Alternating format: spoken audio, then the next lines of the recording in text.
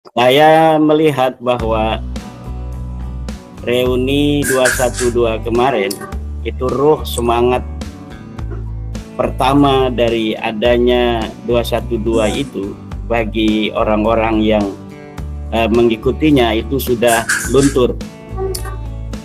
Assalamualaikum warahmatullahi wabarakatuh. Saudara-saudaraku sebangsa setanah air yang kami cintai, yang kami muliakan dimanapun Anda berada, terima kasih banyak kami sampaikan kepada saudara-saudaraku yang setia dengan channel kami, channel Bejo Dunia Akhirat. Bagi yang belum mendukung channel kami, silahkan tinggalkan, tekan tombol like, comment, share, and subscribe. Bagi saudara-saudaraku, sahabat-sahabatku yang ingin berbelanja, silahkan mengunjungi kolom deskripsi. Banyak produk yang kami tawarkan. Reuni 212 ini dikomentari oleh Kiai Haji Maduddin Usman Al-Bantani kemarin tanggal 2 Desember 2024 bertempat di Monas, yang mana ya tidak sesuai ekspektasi. Banyak saudara-saudara kita yang tercerahkan, tersadarkan semenjak adanya polemik nasab ini. Buktinya apa? Reuni 212 yang digelar tanggal 2 Desember 2024 kemarin di Monas itu sepi. Yang katanya estimasi masanya itu 15.000. Ternyata ya sebegitu. Ini membuktikan tingkat kesadaran saudara-saudara kami sudah mulai terbangun, saudara-saudaraku semua. Sadar terus tidak mau ikut lagi orang-orang double seperti mereka. Ini ada yang menarik dari komentar Kiai Haji Maduddin Usman Al-Bantani bahwa reuni 212 yang digelar kemarin itu lebih menunjukkan bahwa eksistensi HTI itu ada. Ya buktinya apa? Banyaknya bertebaran bendera yang mereka klaim sebagai bendera tauhid. Mereka pintar talabus, bikin orang bingung kan gitu loh. Ya memang seumpama dinamakan bendera tauhid ada kemiripan karena bertuliskan La ilaha illallah Muhammadur Rasulullah kan gitu tuh. Tetapi kalau kita mau memetakan ya, mau menelusuri yang punya bendera simbol ini siapa? ISIS sama benderanya, La ilaha illallah. Hizbut Tahrir, nah itu. Hizbut Tahrir, dan Hizbut Tahrir itu mempunyai bendera yang warnanya hitam dan putih yang bertuliskan La ilaha illallah. Tapi sama gerombolan orang-orang ini dinamakan bendera tauhid. Ini salah satu kelicikan mereka menurut kami. Kelicikan mereka biar umat itu bingung. Nah, ngapain bingung? Sudah jelas itu liwat dan royah. Bendera HTI, dan HTI resmi dibubarkan sebagai organisasi terlarang karena apa? Mau bikin negara Islam sama dengan DITI. Kita harus sadar DITI itu berdarah-darah mau bikin negara Islam. Mau kita terulang seperti itu lagi? Tentu tidak, saudara-saudaraku.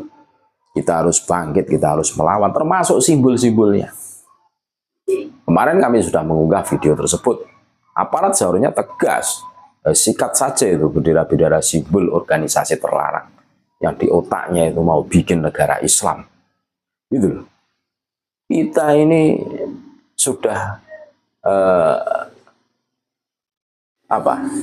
sudah mapan, aturan main yang ada di Indonesia sudah mapan. Apa NKRI? Negara Kesatuan Republik Indonesia dengan 4 pilar ya.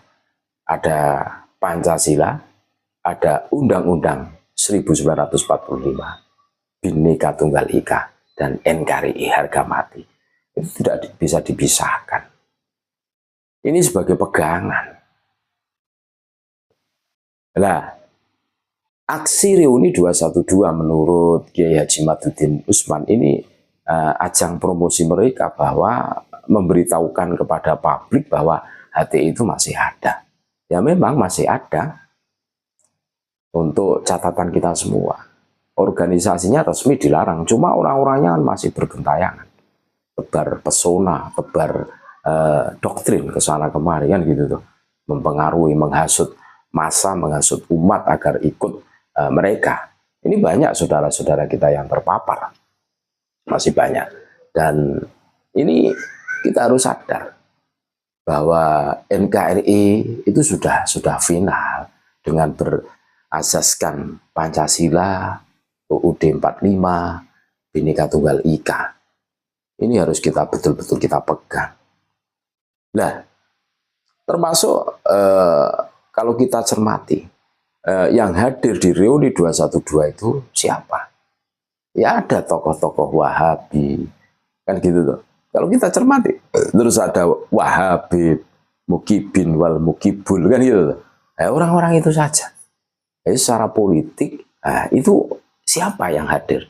Nah itu golongannya, jelas kan? Kita dengarkan bagaimana pemaparan dari Kiai Haji Maduddin Usman Al-Bantani. Saya melihat bahwa reuni 212 kemarin itu ruh semangat pertama dari adanya 212 itu bagi orang-orang yang mengikutinya itu sudah luntur. Jadi reuni 212 ini, re itu kan kembali, uni menyatu, itu sudah tidak bisa lagi disebut reuni 212.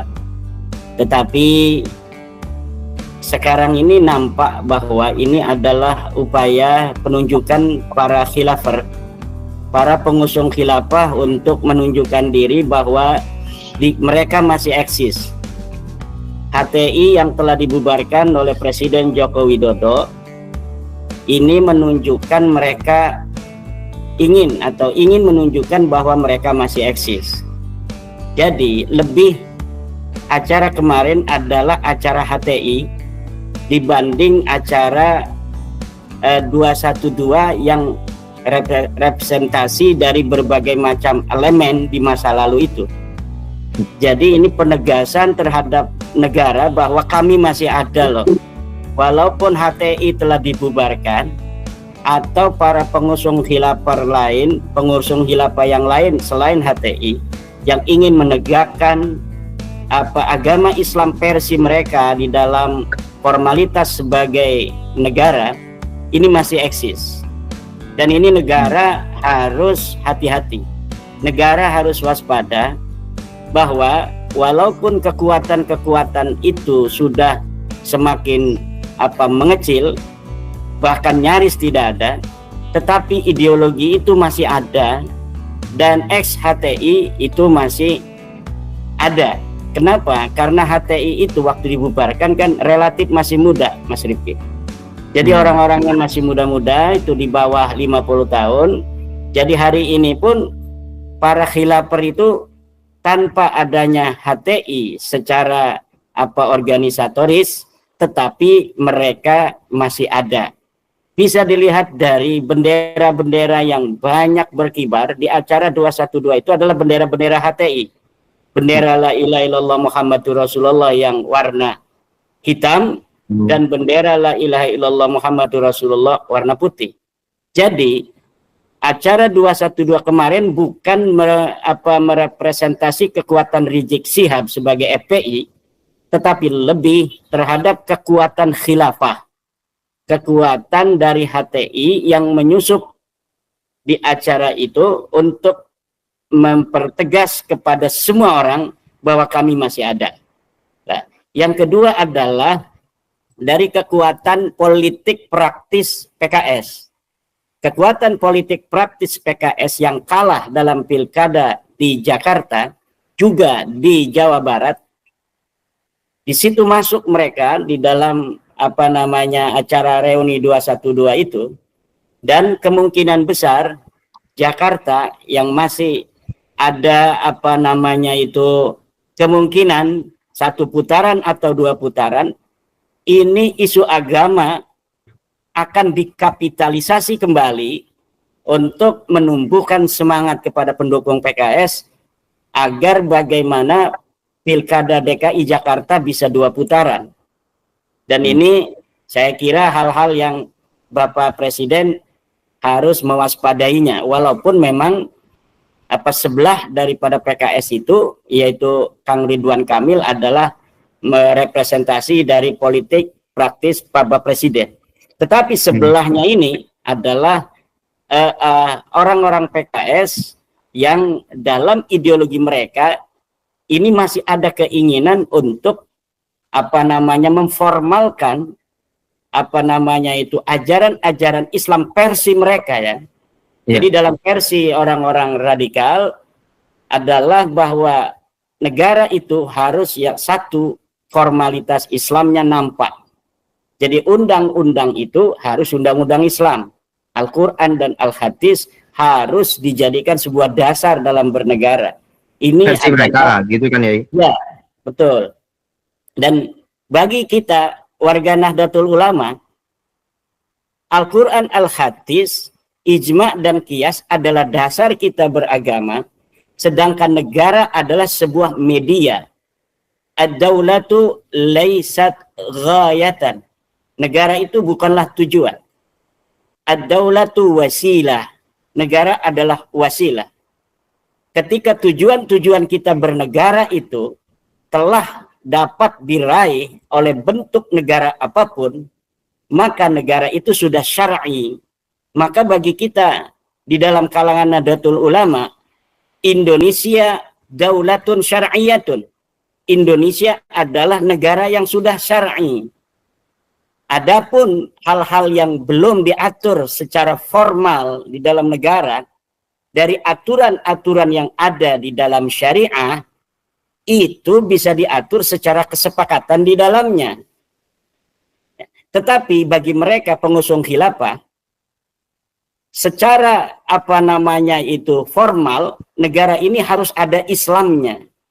Jadi negaranya harus ada negara Islam Indonesia misalnya, atau negara khilafah Indonesia, atau seperti FPI negara Indonesia bersyariah. Jadi kata-kata itu penting buat mereka, sementara bagi kita substansi lebih penting daripada formalitas itu sendiri. Jadi sekarang negara Indonesia yang telah kita perdekakan dari bangsa Indonesia sendiri tahun 45 sebagai negara yang bersatu, berdaulat, yang ingin menegakkan keadilan dan kemakmuran di dalamnya, sampai saat ini sudah menjalankan fungsinya sebagai negara. Jadi tidak ada alasan bagi kita warga Nahdlatul Ulama untuk mengutak-atik negara kesatuan Republik Indonesia ini. Karena apa? Karena ini sudah syar'iyatun. Negara Indonesia sudah syar'i. Dan ini yang saya lihat dari reuni 212 itu, yang ingin kembali menegaskan kepada kita bangsa Indonesia, putra-putri Nusantara, bahwa ada sekelompok orang yang ingin mengganggu kesepakatan kita dalam berbangsa dan bernegara. Ada sekelompok komunitas yang ingin mengacak-ngacak negara kita atas nama Islam. Islam agama kita. Kita harus mengerjakan seluruh apa yang diperintahkan Allah. Itu adalah takwa. Dan meninggalkan seluruh larangannya. Kemudian negara, di mana negara itu tujuan utamanya adalah limasalihid dunya waddin, untuk kemaslahatan keduniaan dan kemaslahatan agama. Ini dua tujuan utama bernegara ini sudah dilaksanakan oleh NKRI. Maka apalagi urusan mereka ingin mengutak-ngatik NKRI demi tujuan-tujuan madhabi. Jadi kita sebut saja tujuan-tujuan madhabi. Kenapa? Karena pengertian bahwa negara harus berbentuk syariah dengan nama syariah itu adalah sebuah tafsir keagamaan, bukan ajaran keagamaan. Kalau mereka memahami sejarah Rasulullah Muhammad SAW di Madinah, apakah Nabi Muhammad itu menamai Madinah sebagai ad-daulah asy-syar'iyyah al-madaniyah? Tidak.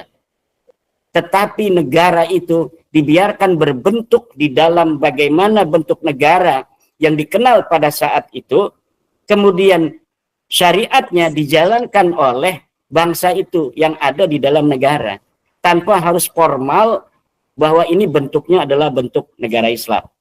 Itu yang pertama, tentang bahwa reuni 212 kemarin adalah reuninya para khilafah, orang-orang yang pengasong khilafah yang ingin mengganti Pancasila.